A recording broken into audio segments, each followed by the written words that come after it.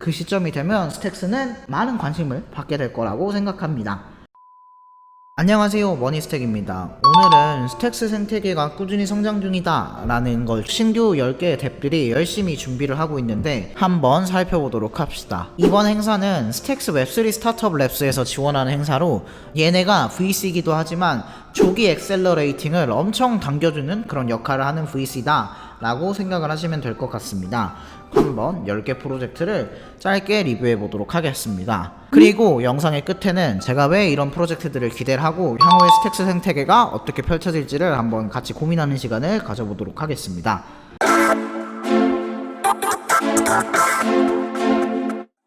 첫 번째, 리퀴드 BTC. 리퀴드 BTC는 네이티브 비트코인을 활용한 디파이 옵션 덱으로 아이디어는 상당히 심플한 편입니다. 비트코인 기반 디파이들이 엄청 많이 커지면 당연히 LP를 묶는 사람들도 있을 텐데 이 LP를 묶는 행위에 항상 단점으로 지적됐던 게 코인의 가격 변동성이 너무 심해서 비영구적 손실이 너무 손해가 크던 일들이 잦았잖아요. 그래서 이 리퀴드 BTC는 LP 손실을 옵션 상품을 활용해 줄일 수 있도록 도와주는 프로젝트를 만들고자 하고 있습니다. 옵션이 확실히 쉬운 개념은 아니긴 해서 초기 유저들을 잡긴 힘들지만 만약 비트코인 디파이 덱들이 엄청 이더보다 커질 거라면 분명히 꼭 필요한 분야의 덱이라는 생각이 들었습니다. 두 번째, 루시드 파이낸스입니다. 루시드 파이낸스는 비트코인을 가장 안전하게 굴릴 수 있는 프로토콜인데요.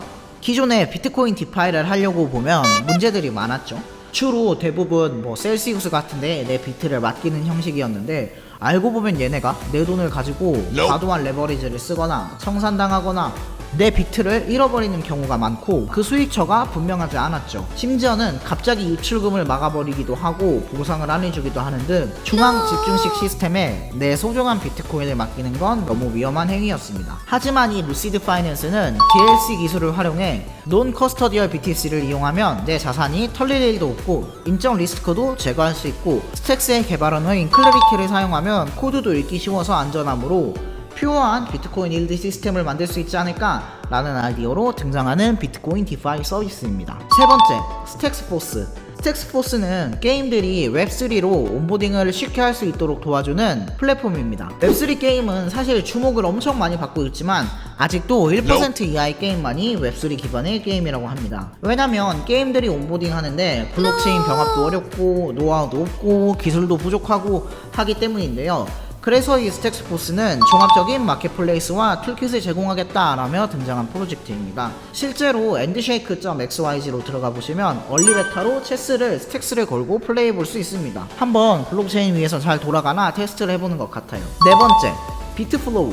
비트플로우는 제가 가장 기대하고 있는 덱 중 하나인데요. 기본적인 스테이블 코인 수합 모델이지만 거기에 비트코인을 추가했습니다. 비트플로우는 커브와 유사한 모델을 도입해 스테이블 코인을 최적의 가격과 수수료로 수합할 수 있게 해줍니다. 그런데 여기서 참 재밌는 개념이 등장하는 게 비트코인 생태계에 있는 돈을 끌어오기 위해 비트코인을 사용하는 메커니즘을 도입했습니다. 일단 기본적인 다른 덱스처럼 XUSD와 USDA 페어를 예치해 기본적인 수수료를 얻을 수도 있지만 만약 DLC 기술을 사용해 본인이 비트코인 소유자임을 증명하고 DLC 컨트랙트로 비트코인을 홀딩하면 보상을 더블로 줍니다. 이 DLC 기술은 논 커스터디얼이기 때문에 프로젝트가 해킹당하거나 러그가 생겨도 비트코인을 안전하게 지킬 수 있거든요.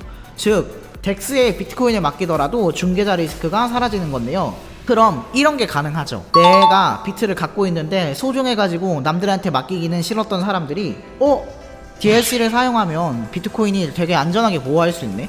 근데 내가 이때까지 비트코인을 홀딩만 하고 갖고 있기엔 너무 아쉬웠는데 이 비트플로우라는 덱스는 스테이블 코인을 예치하고 비트코인을 잠그기만 하면 이자를 더블로 준다고 하네? 그럼 어차피 내가 많은 스테이블 코인을 갖고 기존의 커브 같은 디파이에서 굴렸는데 비트플로우는 이자를 더블로 준다고 하니까 비트플로우에 가서 스테이블 코인을 예치하겠는데? 라는 생각이 들 수 있다는 거죠. 그리고 스택스 생태계가 주로 노리고 있는 타겟은 비트코인 고래들인데요. 이 사람들은 아무래도 돈도 많고 피앗도 많고 비트코인도 많을 겁니다. 그래서 이 비트코인을 사용할 수 있게 되면 비트코인 물량에 비례한 스테이블 페어가 예치되게 될 거고 그럼 자연스럽게 생태계 내로 많은 스테이블 코인이 들어오고 유동성도 증가하면서 생태계 자체가 커질 수도 있겠죠. DLC 기술을 활용해서 비트코인의 활용처를 만들어낸 아이디어가 저는 정말 대단하고 또 참신하다고 느꼈습니다. 다섯 번째, 퍼플다오. 퍼플다오는 AI 분석 툴 기반의 투자 다오인데요. 기존 VC 업계에 지각 변동을 일으키겠다는 포부와 함께 출사표를 냈습니다. NFT 모델을 도입해 다오 구성원 간의 신뢰 및 진지한 의사결정 타진을 돕고 자체적인 AI 투자 분석 툴을 도입해서 투자할 프로젝트들을 비교 분석해주고 다오가 더 나은 투자 결정을 할 수 있게끔 도와주는 프로젝트입니다. 그래서 그 투자 성과를 다오 구성원들과 함께 공유하고 그게 계속 선순환이 돌게끔 해서 기존 VC들의 틀을 혁파하겠다라는 게 퍼플다오의 생각입니다. 특히 이 CEO님인 첸님의 경력이 엄청 화려한데요. 2016년부터 VC 투자를 하셨고 포트폴리오는 리플과 네오가 있었다고 합니다. 인맥도 화려하시고 뭔가 보여주실 것 같다는 생각이 들었습니다. 여섯 번째, 렉스플레이. 렉스플레이는 팬들과 아티스트 사이를 돈독하게 해줄 수 있는 소셜 플랫폼입니다. 특히 스트리트 아트 쪽에 초점을 두고 있는데요. 길거리 예술가들은 웹3에 올라타기 힘들고 팬들도 새로운 작품이나 본인이 원하는 작품을 찾기가 힘들었습니다. 이 문제를 해결해 보려는 플랫폼인데 조금 재밌는 게 얘네가 디트로이트를 기반으로 성장할 거라고 합니다. 미국은 잘 모르지만 디트로이트가 미국의 홍대 약간 이런 느낌인가 봐요. 그래서 디트로이트 테크타운, 구글 스타트업 이런 지역 기반이나 사회적으로 영향력 있는 기업들에게 투자를 받은 이력이 있는 프로젝트였습니다. 일곱 번째, NFT2론. NFT2론은 NFT 담보대출이라고 생각하면 되는데요.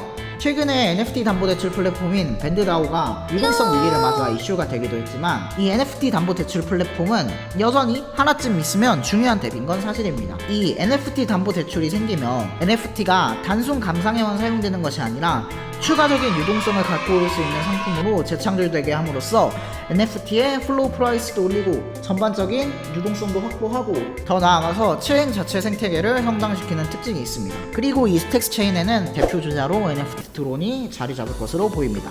여덟 번째, 비트바젤. 비트바젤은 NFT 아트 유틸리티 레이어가 되고자 하는 프로젝트인데요. 어느 순간부터 NFT 아트의 유틸리티는 선택이 아닌 필수가 되어버렸습니다. 실제로 단순 아트 기반보다 유틸리티 NFT가 엄청 많이 팔리고 있는데요. 제가 생각해봐도 저는 단순히 그림 그리는 능력만 있는 아티스트인데 트위터 만들고 디스코드 만들고 막 팔로우 이벤트 하고 입장 이벤트 하고 이런 게 정말 제가 아티스트라면 싫기도 하고 효율도 안 나올 거라는 생각이 들었습니다. 그래서 비트바젤은 이 역할을 자기네들이 하겠다라며 등장한 프로젝트인데요. 이미 상당한 진척을 보이고 있는 프로젝트입니다. 확실히 시장의 문제점을 잘 짚은 프로젝트라는 생각이 들어요. 아홉 번째, 이지랩스. 이지랩스는 생체 건강 정보를 토크노믹스로 풀어보려는 프로젝트입니다. 기존 의료 데이터들은 분산되어 있고 접근도 힘들고 재반 비용도 비싸고 검사를 받아도 한참 딜레이되는 등 다양한 문제가 있었습니다. 이를 토크노믹스 도입을 통해 해결해보겠다는 프로젝트인 거죠. 이 의료 데이터 분야를 토크노믹스로 풀어보려는 프로젝트들이 은근히 엄청 많은데 아직까지 수면 위로 올라온 프로젝트들은 많지 않은 것 같습니다. 이런 게 메가히트를 한번 쳐주면 분명히 블록체인 자체 활성화에 엄청 큰 도움이 될 것 같은데 누군가 홈런 한 방을 쳐줬으면 좋겠다는 생각이 듭니다. 실제로 홈페이지도 운영되고 있어서 한번 체험해볼 수도 있습니다. 열 번째, 팬스택스. 팬스택스는 스택스 버전의 올리팬즈, 스택스 버전의 오야 프로젝트를 담당하고 있는데요. 성인 프리미어 콘텐츠 시장의 단점을 보완하고자 하는 프로젝트입니다. 기존의 성인 콘텐츠 결제 시장은 수수료도 많이 떼가고 결제 확정 시간도 오래 걸리고 심지어는 가끔 계좌 동결이 되기까지 다양한 문제가 존재했는데요. 이런 문제를 해결하려고 한다고 합니다. 뿐만 아니라 성인몰 NFT 사업도 도입해서 시장의 파일을 키워보려는 생각을 갖고 있다고 합니다. 이런 쪽도 분명히 돈이 되는 사업이기 때문에 잘 됐으면 좋겠다는 생각이 듭니다. 여튼 이렇게 스택스 스타트업 랩 데모데이를 둘러봤습니다.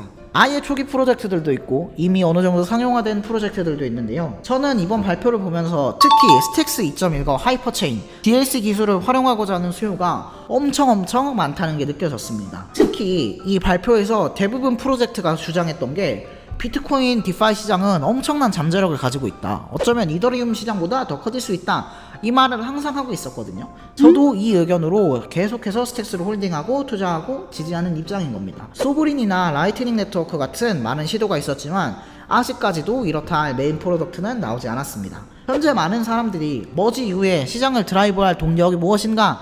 라는 질문을 하고 있는데요. 비트코인 디파이 시장이 분명히 조명받을 때가 있을 거고 그 시점이 되면 스택스는 많은 관심을 받게 될 거라고 생각합니다. 네, 어떠셨나요? 저는 쟁태계가 꾸준히 성장해 나가고 있다는 생각을 합니다. 다만 아직 가시적인 성과가 보이지 않는 거라고 생각하는데요. 이렇게 다양한 분야의 신선한 컨셉의 덱들이 나오고 발전을 계속해 나가는 코인은 많지 않다고 생각합니다. 그리고 다른 레이어와 경쟁하는 게 아니라 비트코인과 서로 상생하는 모델로 토크노믹스가 짜여져 있다는 게 저는 아직도 너무나 매력적입니다. 그럼 다음에도 더 좋은 컨텐츠로 찾아뵙겠습니다. 구독과 좋아요 많이 눌러주세요. 그럼 다음에 또 봬요. 빠이.